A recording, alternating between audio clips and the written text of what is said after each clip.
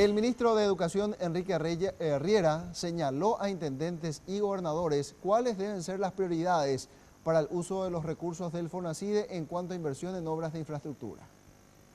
En principio, el propio ministro de Educación había afirmado que más de la mitad de las 7.500 escuelas del país se encontraba con problemas de infraestructura. No obstante, aclaró que de ellas, 91 son las que se encuentran en estado realmente crítico, según el relevamiento realizado a nivel país por la cartera educativa. Porque esa fue la cifra inicial donde yo dije el 54% están en rojo y cundió el pánico. Parece que las 3.500 se van a caer. Pero eso tiene una graduación de riesgo. O sea, una cosa es que no esté pintada y entonces el director informa que está en rojo, pues está mal la escuela, pero que no tiene problemas estructurales. Yo hablo de riesgo de derrumbe. Nosotros tenemos 91. El informe fue presentado a intendentes y gobernadores. En representación de estos últimos, Luis Neitin propuso actualizar las condiciones que la cartera educativa considera para la aprobación de los proyectos de mejoras, de modo a acelerar los procesos para llevar adelante las obras.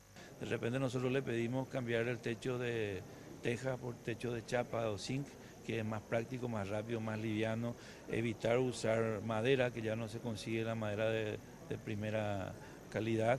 Hoy solamente se hace a eucalipto y podríamos cambiar a mampostería, a hormigón o a hierro, ¿verdad?